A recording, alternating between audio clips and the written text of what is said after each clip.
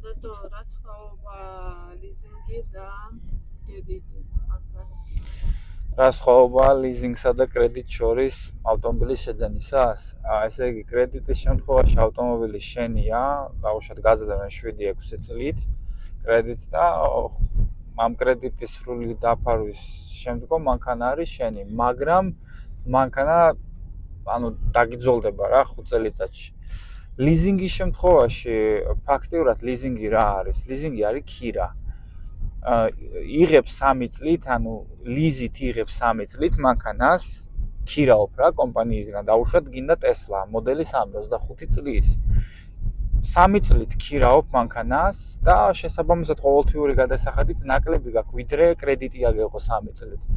3 წლის შემდეგ მიყავს ეს მანქანა უკან და გამოყავს ახალი მანქანა, არც თავის ტკივილი გაქვს, რომ როგორ გაუყიდო ეს მანქანა მერე და არაფერი რა.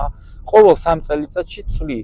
კიდე ერთი პლუსი ლიზინგის რაც არის, მთლიანად ლიზის გადასახადი, ყოველთვიური payment-ი, რასაც ქვია.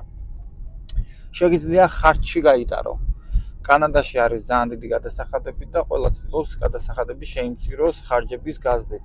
ლიზი არის იდეალური საშუალება მაგისთვის. კრედიტის შემთხვევაში